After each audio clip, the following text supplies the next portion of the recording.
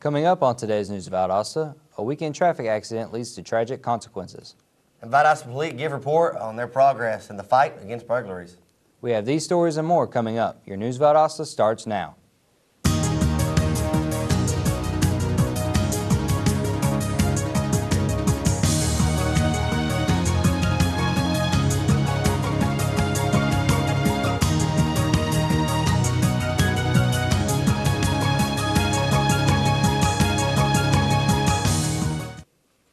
You're watching News Valdosta. I'm Zach Saxon. And I'm Joshua Harrell. A truck driver may be facing charges following a deadly traffic accident Friday afternoon.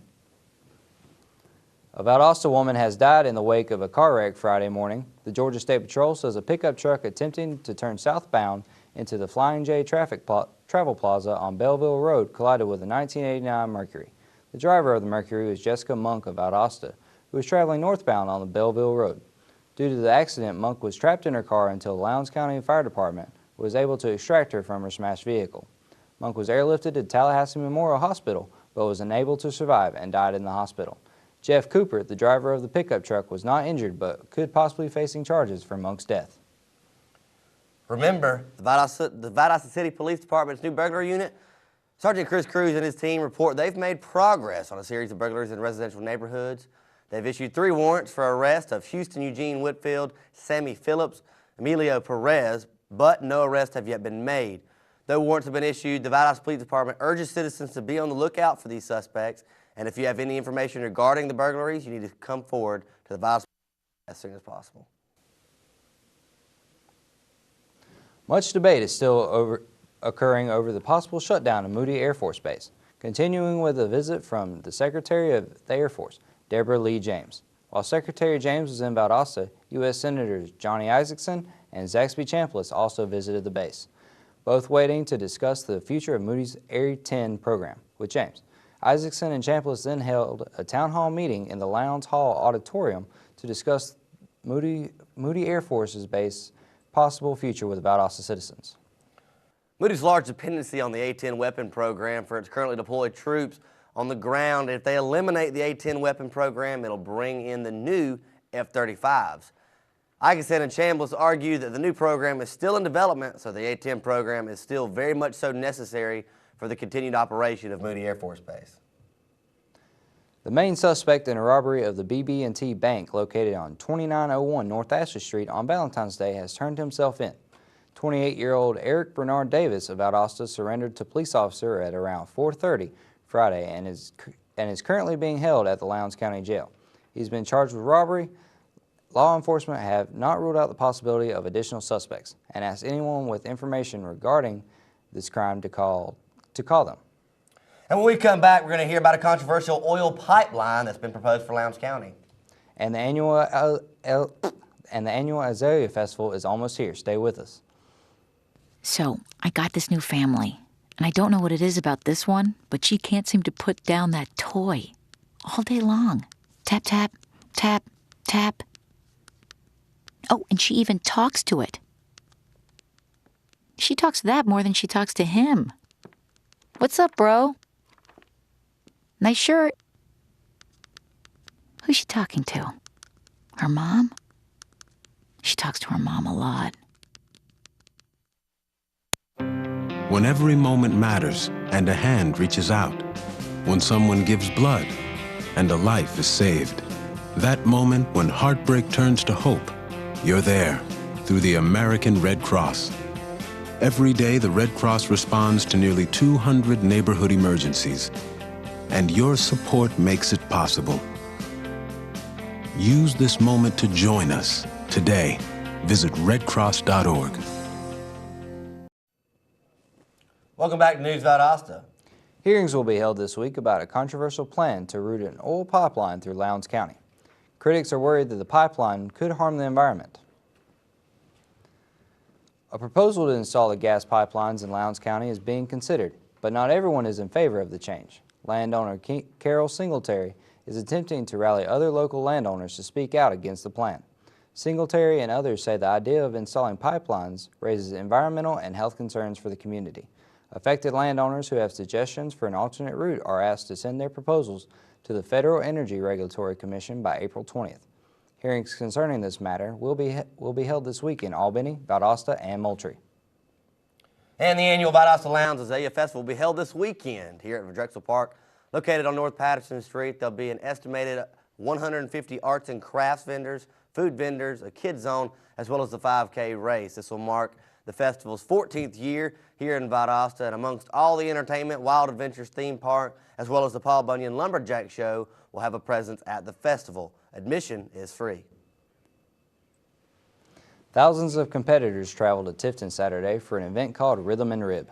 Rhythm and Rib is a barbecue cook-off. If you enjoy live bands and good food, this was the place to be. 26 teams competed and the winner received $2,500 as a prize. After the cook-off, all the visitors had an opportunity to listen to several live bands to wind down from a day of excitement. And if you've traveled on I-75 or US Highway 19 lately, then you've probably seen the 180 square foot Confederate battle flags that are flying out there in the countryside. These flags are part of a big controversy over the Southern Pride. The Sons of Confederate Veterans, also known as the SCV, have put the flags as a way to mark up their sesquicentennial of the war between the states.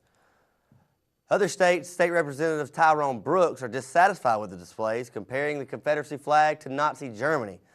Whether you are for or against the symbol of Southern heritage, if you plan to travel these highways, you're going to have to get used to all the flags, because all of the flags are on private property that have been sold, deeded, leased, or loaned to members.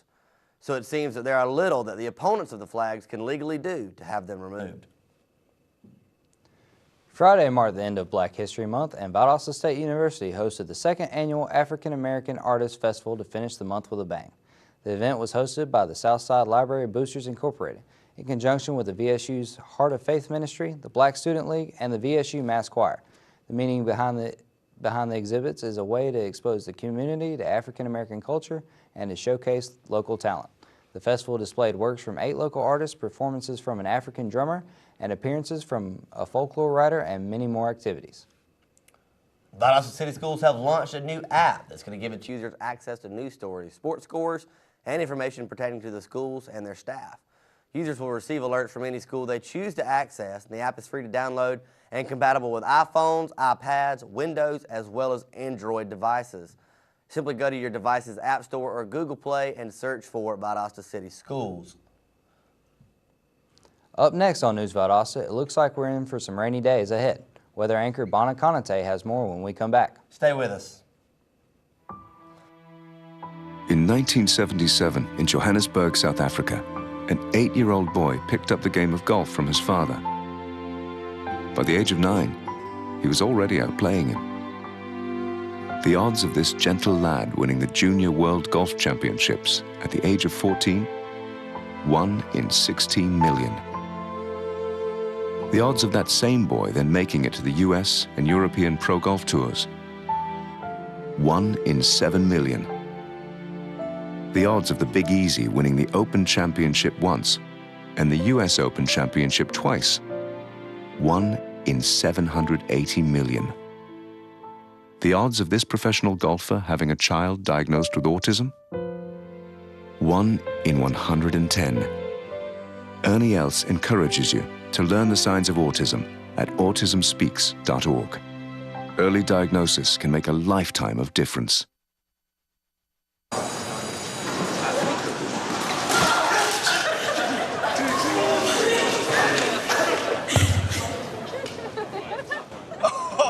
That's slow, that's slow. That's slow and blue. Look, he's blushing.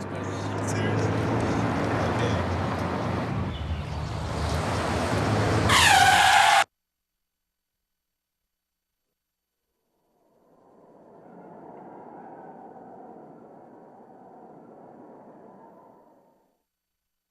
And we are back with News Valdosta. It looks like we'll have some rainy weather ahead. Let's go now to weather anchor Bona Konate. Bona? Thanks, guys. We had a lovely weather these past 2 days. We've been seeing most people outdoors with friends and family, at the mall, stores, and parks, enjoying what nature has to offer. Now, looking at today's temperature, we are expected a high of 79 degrees, mostly cloudy skies with some showers this afternoon.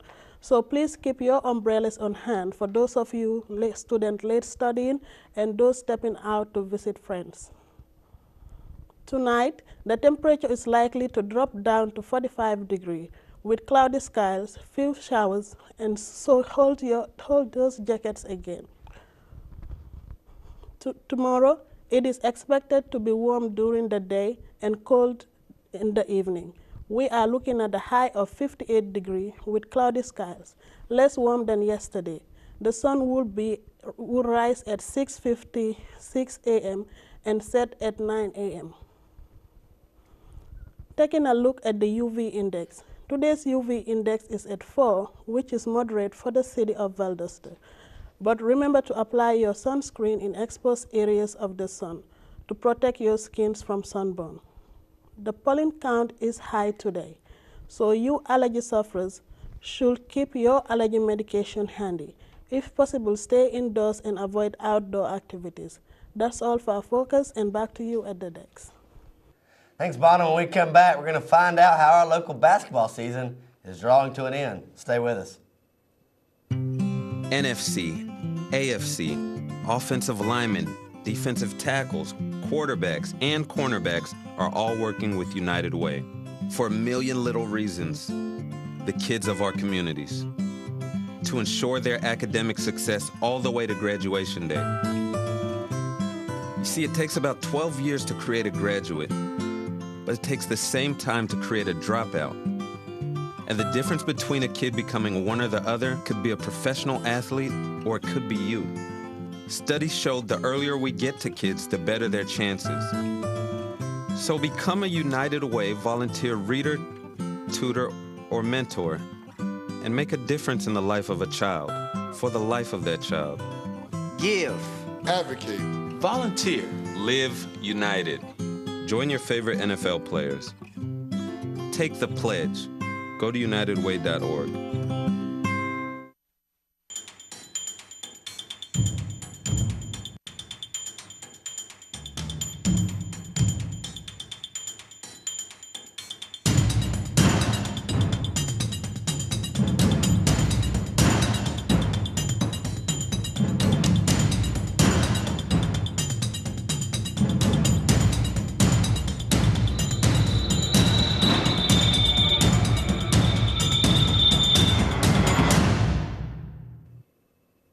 Welcome back.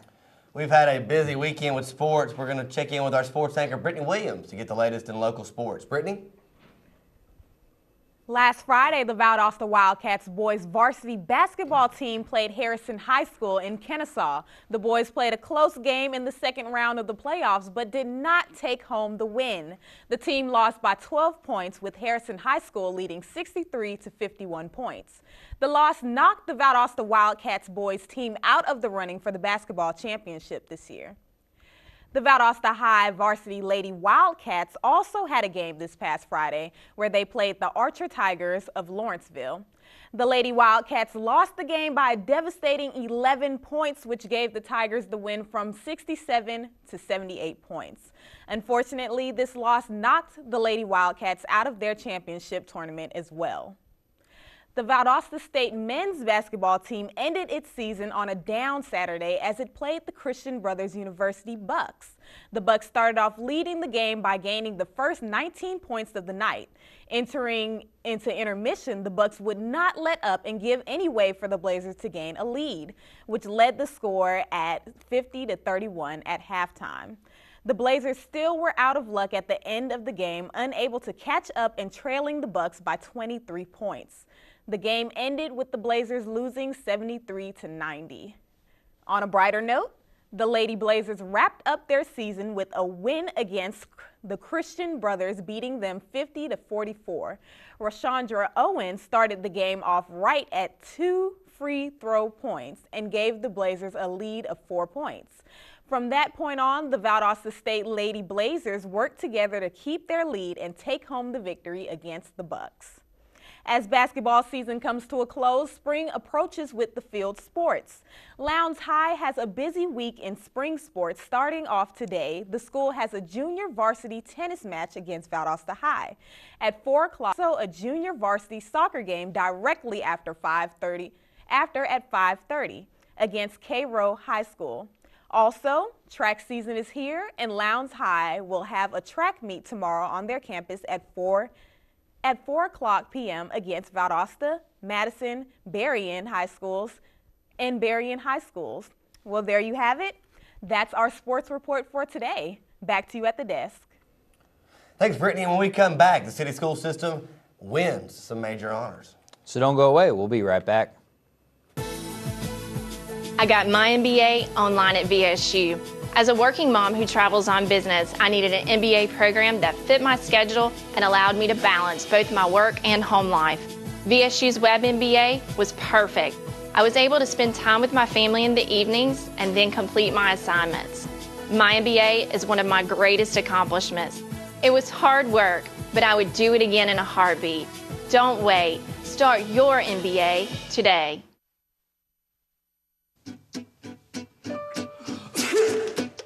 Danse, balance, suis la cadence, ondule bien tes hanches au bal du dimanche. Danse, que la fête commence. Dans ma belle robe blanche, je suis ton chou. You didn't give up on sex. Don't give up on birth control either. There are more methods than you think. Find yours at bedsider.org. Welcome back to News Valdosta. Valdosta school system students won funding and some important honors last week. More than $5,000 was handed out to nearly a dozen teachers for innovative plans to improve instruction. The teachers developed project objectives, desired results, and they explained how they'd measure these results involving parents. The funding was provided by a local State Farm insurance agent. And on another front, Valdosta High School named its outstanding students and teachers who were part of the Student Teacher Achievement Recognition Program, also known as STAR. Anisha Chowdhury and Samantha McClellan were honored for receiving the highest scores on the three-part Scholastic Aptitude Test. The high school also honored Mrs. Holly Stone, an advanced placement government teacher. And that's our newscast for today. We appreciate you watching News Valdosta. I'm Zach Saxon. And I'm Joshua Harrell. Join us again tomorrow.